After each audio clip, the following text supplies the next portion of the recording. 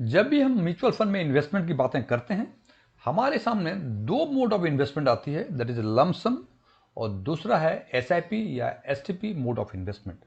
हम हमेशा एसआईपी या एसटीपी मोड ऑफ इन्वेस्टमेंट की वकालत करते हैं, और जब हम एसआईपी या एसटीपी मोड ऑफ इन्वेस्टमेंट को ऑप्ट करने के लिए हम फंड को शॉर्टलिस्ट करते हैं, तो हमारे सामने फिर कई पैरामीटर्स आते हैं, जैसे रिटर्न की, रिस्क की।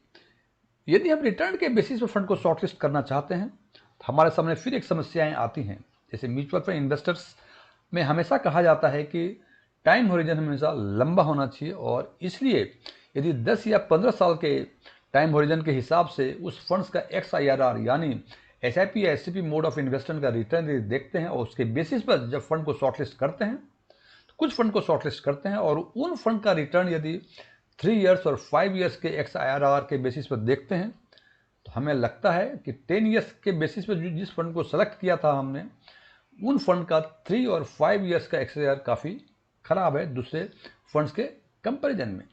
यदि हम 3 ईयर और 5 इयर्स के बेसिस पे फंड को शॉर्टलिस्ट करते हैं और उसका यदि 10 ईयर का XIRR देखते हैं, तो हमें लगता है कि उनका 10 ईयर का XIRR काफ़ी खराब है अन्य फंड्स की तुलना में। तो हमारे सामने एक समस्याएं आती हैं कि आखिर हम किस बेसिस पे फंड को शॉर्टलिस्ट करें, स्पेसिफिक टाइम होरिजन की यदि बात करें on the basis of performance. तो आज हम चर्चा करेंगे कुछ ऐसे फंड्स की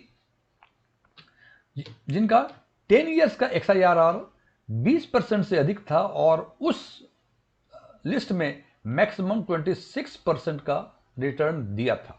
यदि हम 5 इयर्स के बेसिस पर बातें करें, तो कुछ ऐसे फंड्स को देखेंगे जिनका 10 इयर्स का मोर देन 20% था, और उसी फंड्स का 5 इयर्स का मोर देन 30% था, और सबसे मैक्सिमम रिटर्न जो था इसमें 37% था। और यदि हम बात करें 3 इयर्स की, तो देखेंगे कि वो फंड, जो फंड की चर्चा करेंगे, वो 10 इयर्स का XIRR मोर देन 20% था, उसी फंड्स का 5 इयर्स का XIRR मोर देन 30% था, उसी फंड्स का 3 इयर्स का XIRR मोर देन 25% था, और 3 इयर्स में जो मैक्सिमम रिटर्न आए थे वो थे 36%। यदि इन फंड्स को एक साथ देखें, तो हमें लगता है कि कोई जो कम से कम रिटर्न देगा इस लिस्ट में, उसका 10 इयर्स का XIRR 20%, 5 इयर्स का 30% और 3 इयर्स का 25% होगा।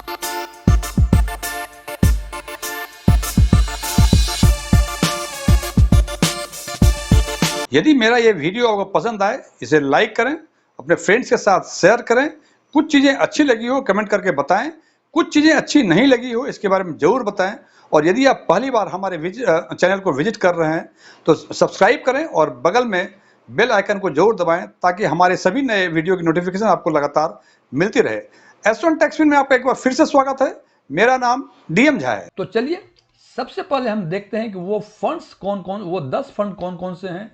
वो फंड हैं Nippon India small cap, quant tax plan, quant small cap, quant active, Kotak small, quant infrastructure, quant flexi, HDFC small cap, quant का मिड कैप और DSP का स्मॉल कैप।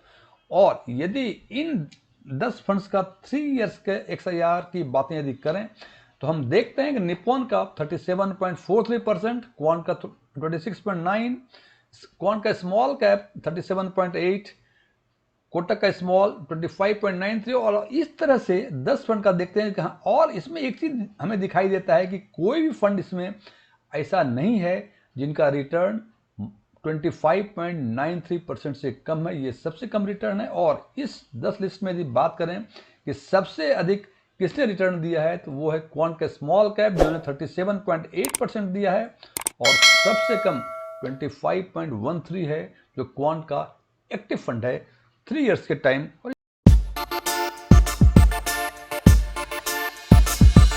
अब यदि 5 इयर्स के टाइम होरिजन में देखें, तो हम देखते हैं कि वही निप्पॉन जो 37.43% दिया था इन्होंने 3 इयर्स में, उसी फंड ने 36.33 दिया है इन्होंने 5 इयर्स के टाइम होरिजन में। क्वांट स्मॉल कैप 37.58% था 3 इयर्स में, जो कि 43.10% 5 इयर्स में है। क्वांट इंफ्रास्ट्रक्चर 29.64% था 3 इयर्स में, जो कि काफ़ी अधिक बढ़ के 34.35% हो गया।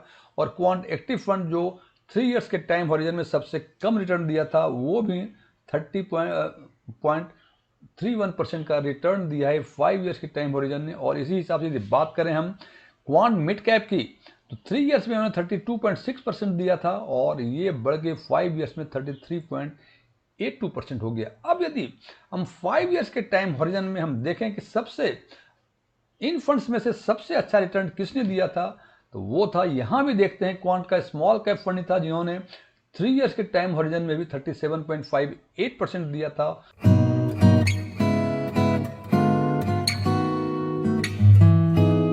कंक्लूड करने के पहले ये बताना चाहता हूं अपने व्यूअर्स के कि ये सारे डेटा जो हैं वो डायरेक्ट प्लान के हैं, रेगुलर प्लान के नहीं है। जो रेगुलर प्लान के डेटा देखेंगे तो शायद ये रिटर्न थोड़ा सा कम दिखेगा। चूंकि हम हमेशा वकालत करते हैं डायरेक्ट प्लान की, इसलिए हमने बेहतर समझा कि डेटा में डायरेक्ट प्लान के डेटा को ही यूज किया जाए।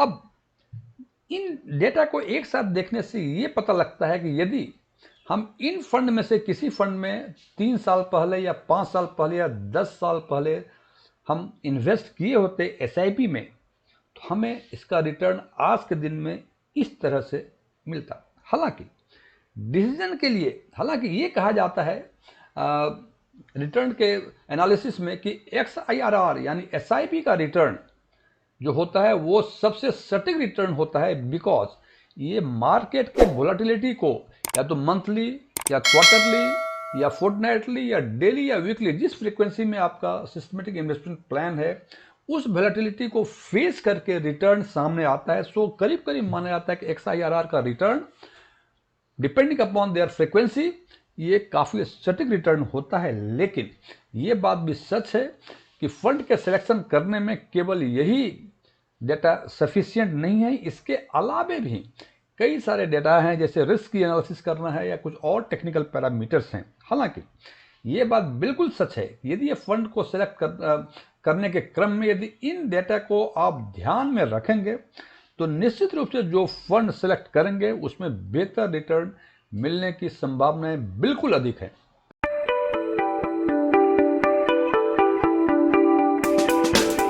हालांकि जैसे मैं बार बार कहता हूं कि फंड का सिलेक्शन या किस मोड में इन्वेस्टमेंट करना है, ये सारे डिपेंड करते हैं इंडिविजुअल इन्वेस्टर्स के अपने परसेप्शंस पे, like risk perception, risk appetite क्या है उसका, इन्वेस्टमेंट टेम्परामेंट क्या है, किस एज ग्रुप का है, और उसके फाइनेंशियल पोजीशंस कैसे हैं, और भी बहुत सारे फैक्टर्स हैं जो आपके डिसीजन को प्रभावित करते हैं। इसलिए अंतिम निर्णय हमेशा आपका।